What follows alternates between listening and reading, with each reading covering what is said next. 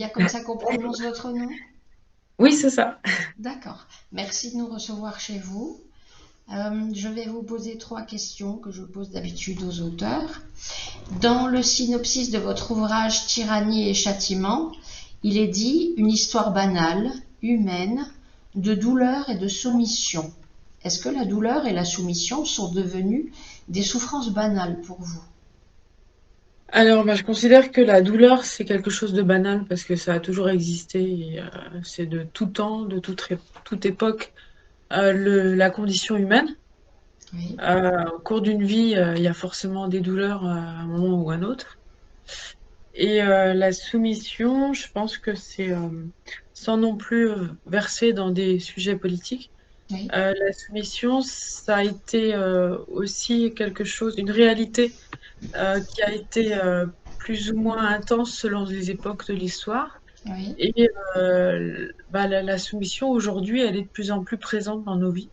oui, c'est vrai. Quand on regarde ce qui se passe globalement avec l'interdiction de l'IVG pour les femmes dans certains États américains, Oui. euh, bon, il y a même jusqu'à un Welbeck qui a sorti un titre qui s'appelait Soumission. Mhm. Je pense que c'est de plus en plus prégnant dans nos vies, il faut en être conscient et Oui. faire en sorte que les choses aillent plutôt vers le mieux que vers une espèce d'escalade au particularisme sans aucune pensée collective, en fait. Mais du coup, on ne peut pas dire que c'est quelque chose de banal, parce que si on en fait quelque chose de banal, ça va rentrer tout à fait dans les mœurs et on va toujours l'accepter. Donc, pour moi, ça Euh, ne peut pas être banal. oui, enfin, je suis d'accord, ça ne doit pas être banal, mais si on se réveille pas un petit peu, ça va devenir banal. Oui, La, absolument. la- la soumission, quand on regarde aujourd'hui, vous savez, je suis d'une génération qui a commencé à travailler à l'époque où on commençait à parler de la crise. Oui, Euh, et donc, il y a eu pas mal, comme de tout temps, il y a eu pas mal de mensonges de diffusés dans la société, des croyances populaires. Et du coup, en commençant à travailler, je me suis rendu compte que du travail, il y en avait. oui, Alors que c'était les premières années où on parlait du chômage croissant, ouais, ouais, etc., ouais. etc. Donc, aujourd'hui, alors à cette époque-là, il y avait beaucoup moins de soumission, il y avait quand même des libertés. Aujourd'hui, il y en a moins. Et du coup, la soumission devient banale parce qu'elle est banalisée, en fait. Oui, Aujourd'hui, c'est banal de dire, j'en suis à mon cinquième ou sixième poste, ça fait 9 fois que je change d'entreprise. oui, Donc, c'est ça, en fait, que je dis. Bon, après, dans le livre, évidemment, on parle pas du tout de politique, hein. C'est plus la soumission pas, c'est même pas vraiment de la soumission. Ça l'est dans l'histoire, dans le récit, oui. mais dans l'absolu, on parle pas de soumission d'une femme à un homme, on parle de psyché, on parle d'inconscience, que ça me fascine, D'accord. si vous voulez. Ça, c'est un sujet qui me fascine. Donc, D'accord. est-ce que j'ai Ok, répondu? très bien. Est-ce que pour votre thriller, Tyrannie et châtiment toujours, il est qualifié de corrosif. Pourtant, il est inspiré d'une histoire vraie, si j'ai bien compris. Est-ce qu'il y a une partie autobiographique ou est-ce que vous connaissez personnellement certains protagonistes?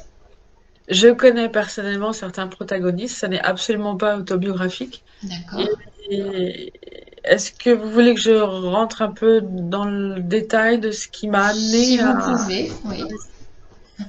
Donc, globalement, j'ai vécu 4 ans en Indonésie. Avant de partir en Indonésie, j'avais une amie que je connaissais depuis très longtemps. Et ces 4 ans d'Indonésie ont fait que on s'est plus ou moins perdu de vue. Elle avait ses soucis, moi j'avais les miens. Oui, Et on a dû avoir un seul contact visio en 4 ans de temps. Et en d'accord. fait, au retour, évidemment, on était content de se retrouver. Et là, je me suis rendu compte qu'elle avait eu 4 ans d'enfer. Ah, Elle a vécu un enfer.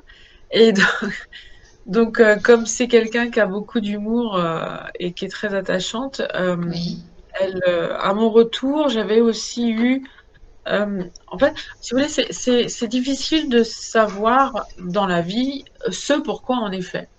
oui, Et en Indonésie, j'ai eu la chance de rencontrer une personne polyglotte, critique d'art, chroniqueur, journaliste, écrivain, qui me corrigeait mes articles en anglais.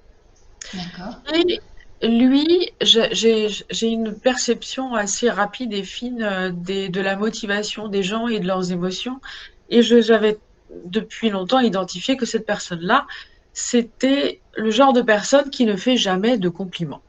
Ah, Euh, donc, et un jour, comme ça, on travaillait ensemble. Alors, je suis allée à Jakarta avec lui. Et un jour, comme ça, il me dit, oh, Corinne, tu as un bon style dans tes articles. Et je me suis dit, mon Dieu, c'est la première fois qu'il me fait un compliment. Ça fait 1 an et demi qu'on travaille ensemble. Et il me dit ça sur des articles en anglais. oui. Et je me suis dit, bah, voilà, au retour de cette expérience de 4 ans, je me suis dit, bah, peut-être que j'ai quelque chose à explorer dans l'écriture. Et je me suis, voilà, de fil en aiguille, je me suis intéressée au métier d'écrivain. Et en fait, ça s'est confirmé. Et alors, pour renouer avec l'histoire de Tyrannie et Châtiment, cette amie que j'ai retrouvée, elle me disait, bon, bah, alors évidemment, à la suite elle a eu un premier mari, comme dans le livre, hein. Il y a 50% de réalité dans ce livre. 50%. Tout le reste, D'accord. c'est de la fiction. Et donc, du coup, bah, de fil en aiguille, euh, comme je connaissais sa première partie de vie, que ces 4 ans de trou, bah, je ne savais absolument pas ce qui s'était passé. Oui. La seule chose parce que cet homme-là qu'elle a croisé, j'avais eu la chance enfin la chance, si on peut dire c'est une chance, mais disons, je l'avais croisé juste une seule fois Mhm.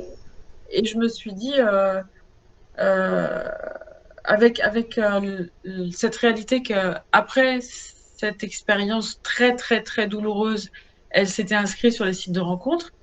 On était parti sur l'idée de faire quelque chose d'humoristique. Parce que D'accord. bon, elle a beaucoup d'humour, elle a une manière incroyable de raconter ses anecdotes.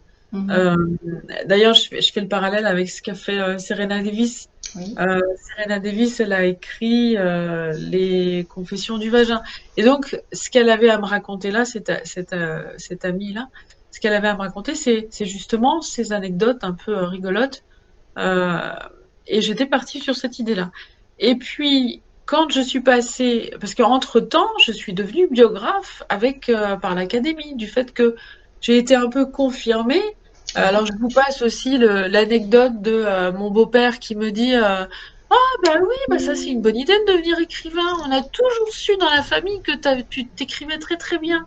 Et j'avais envie de leur dire mais j'ai plus de 40 ans, pourquoi vous me l'avez pas dit avant? C'est vrai, c'est pas toujours facile de savoir dans Non. quoi on est bon. Il Oui. faut pouvoir se mesurer aux autres, il faut pouvoir C'est se vrai. mesurer aux autres Mhm. professionnels, aux autres du métier, quoi. Oui. Et donc j'ai perdu le fil. Donc voilà. Alors, en parallèle au fait de devenir écrivain public, biographe, je commence les interviews avec cet ami-là. La première interview se passe bien. La deuxième interview, ah ben alors là, elle était au bord des larmes et je me suis dit, mais oh, mon Dieu, mais je peux pas continuer. Et je me suis retrouvée avec quelque chose en 3 parties de complètement incohérent, avec un vide au milieu de ces 4 ans-là que j'avais passé en Indonésie pendant qu'elle vivait un cauchemar. Et puis là, bah, j'ai mon conjoint qui me dit, mais pourquoi t'en fais pas un thriller? D'accord. Et du coup, je lui ai demandé son avis. Est-ce que tu es d'accord? Alors, bon, après, ça a mis 3 ans, hein, parce que j'ai fait 3 remaniements, et le Mhm. dernier, il a été très important parce que j'ai carrément changé des chapitres de place. D'accord. Et donc, mais par contre, ça a été une révélation, une double révélation. Pourquoi? Parce que, de une, pour la première fois de ma vie en tant que biographe, je n'avais plus aucun client à aller chercher. Il venait à moi parce que Oui. ça me plaisait, ça plaît. Et en plus de ça, j'ai pris un plaisir, mais intense, mais fou. Pendant les 3 fois où j'ai travaillé sur le livre, j'ai pris un plaisir énorme. Donc voilà, bah maintenant vous savez tout. D'accord. Est-ce que vous avez des projets d'écriture et si oui, de quel style et pourquoi? Alors, bah, comme j'ai commencé à écrire des poèmes quand j'étais petite, je voudrais sortir un recueil de poésie, mais c'est dans un collectif d'auteurs, parce que là j'en ai une vingtaine de poèmes. Et 20, je trouve que c'est pas suffisant pour sortir quelque chose de concret, voilà, de dense. Oui. J'aime bien aller au fond des choses. Donc, quand je fais quelque chose, j'essaie de le faire bien et je sais qu'il y a du sens, qu'il y a du contenu. Donc, j'ai eu la chance aussi, grâce à Serena, donc c'est pour ça que je veux parler d'elle, c'est que Serena, je l'ai rencontrée dans un salon dans le 78 et elle m'a recrutée en tant que correctrice pour participer au salon de Compiègne. Et depuis ce salon, contre toute attente, il y a eu un petit peu de concurrence sur la ville de Compiègne et le salon a eu très très très peu de visiteurs. Ah, mince. Et c'est ça en fait qui fait aussi le charme de ce métier, c'est qu'il y a toujours de l'inattendu. Oui. Et donc à Compiègne, on a eu très peu de visiteurs, mais il y a eu comme une émulation Entre de, auteurs. entre tous les auteurs présents sur le salon. Oui. Et de ce fait, de là est sorti ce qu'on appelle le carré de Compiègne. Et le carré de Compiègne va être présent à Vernaison au mois d'octobre, à côté de Lyon. Nous sommes plusieurs du carré de Compiègne à être embarqués dans ce projet-là que j'essaie de mener à bien de sortie de poèmes. On a aussi un projet de guide pour les primo-écrivains et pour les auteurs, même les auteurs confirmés, qui n'ont jamais réussi à sortir, à être remarqués par une maison d'édition. Oui. Donc, nous sommes 4 auteurs pour sortir ce guide. On espère l'avoir terminé pour le mois de début novembre, D'accord. et voilà, on se voit toutes les 4 mi-novembre et pour que ce soit sur le marché avant Noël. Ouais, ben. Et j'ai aussi évidemment l'idée de faire un autre thriller. Et cette fois, ce sera exactement l'inverse. Parce que les psychologues vous disent qu'il n'y a pas que les hommes qui sont pervers narcissiques, il y a aussi les femmes. Oui, c'est Et donc, vrai. j'ai une idée, je lance un appel pour celles et ceux qui travaillent en milieu hospitalier. J'ai fait une demande à l'hôpital de Mantes pour être en observation D'accord.